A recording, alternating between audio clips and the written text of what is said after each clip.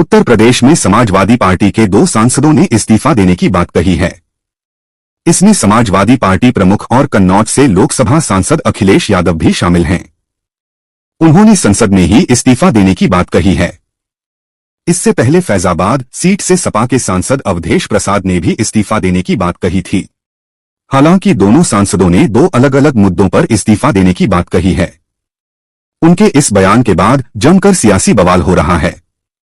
बीते दिनों अयोध्या में दलित युवती की हत्या के बाद सपा के सांसद अवधेश प्रसाद प्रेस वार्ता के दौरान ही फफक कर रोने लगे थे। तब उन्होंने कहा था कि दलित बेटी को न्याय मिलना चाहिए, अगर मिला तो मैं अपने लोकसभा सदस्य के पद से इस्तीफा दे दूंगा। हालांकि इस पर सीएम योगी आदित्यनाथ ने प्रतिक्रिया दी थी और उन्होंने कहा था कि यह नौटंकी है, वो नौटंकी कर रहे हैं। अगर जांच होगी तो इसमें भी कोई सपा नेता आरोपी निकलेगा। वहीं मंगलवार को लोकसभा में महाकुंभ भगदड़ पर अखिलेश यादव ने सरकार से सवाल पूछा। इसके बाद राष्ट्रपति के अभिभाषण पर अखिलेश यादव ने जवाब दिया। हालांकि इस बीच बीजेपी सांसदों के ओर से टोका-टोकी की गई। इस पर सपा प्रमुख ने कहा कि अगर मैं गलत कह रहा हूं। सपा प्रमुख ने कहा कि दिल्ली में चुनाव है। अभिभाषण में राष्ट्रपति ने कहा कि यहां पर मेट्रो की जो दूरी है वो 2 गुनी कर दी गई है।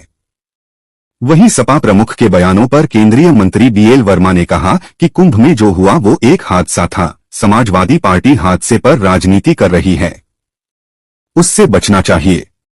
महाकुंभ भगदड़ की होगी जेपीसी जांच। कांग्रेस सांसद ने उठाई मांग, मौतों पर किया ये दावा।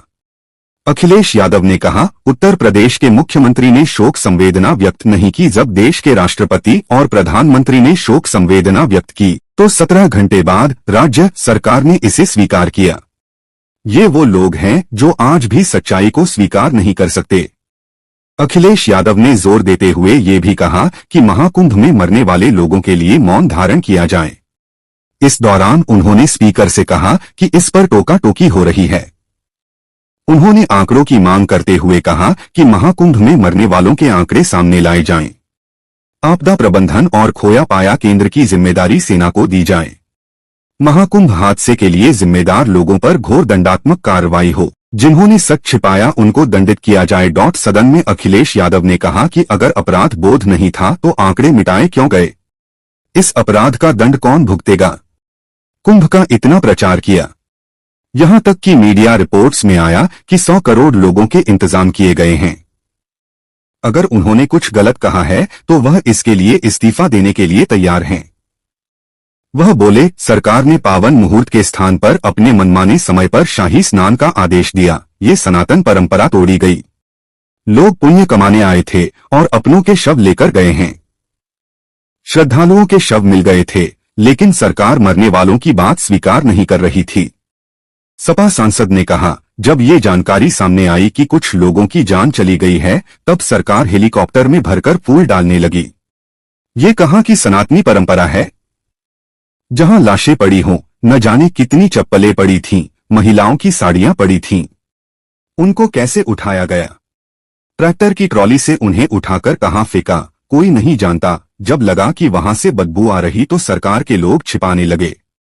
सपा चीफ अखिलेश यादव ने कहा, मीडिया पर दबाव डाला गया जिससे खबरें बाहर न जाएं। यूपी में सीएम योगी ने शोक नहीं जताया। अखिलेश यादव ने कहा, ये 10 साल के अंदर कोई एक राष्ट्रीय मिलिट्री स्कूल का नाम बता दें जो इन्होंने खोला हो। 10 सालों में एक भी नया मिलिट्री स्कूल नहीं खोला है। अखिलेश यादव बोले, दिल्ली का चुनाव है तो मैंने राष्ट्रपति द्रौपदी मुर्मू के अभिभाषण में सुना कि यहाँ पर मेट्रो का एक्सपेंशन हो गया है। क्या आपने कभी क्योटो का नाम सुना है? क्या आपने वेनिस का नाम सुना है, जिसको क्योटो बनाने का सपना देखा गया था? अभी तक वहां मेट्रो की शुरुआत नहीं कर पाए हैं। यूपी में जितनी भी मेट्रो चल रही थी सबकी सब समाजवादियों की देन है। सपा सांसद ने कहा कि मनमोहन सिंह जब पीएम थे तब वह उनसे मिलने गए थे। यूपी को लेकर उन्हें जो भी काम कहा था वो सारा काम उन्होंने किया। जो दिल्ली में मेट्रो बना रहे हैं वे वाराणसी में मेट्रो क्यों नहीं बनवा पा रहे हैं?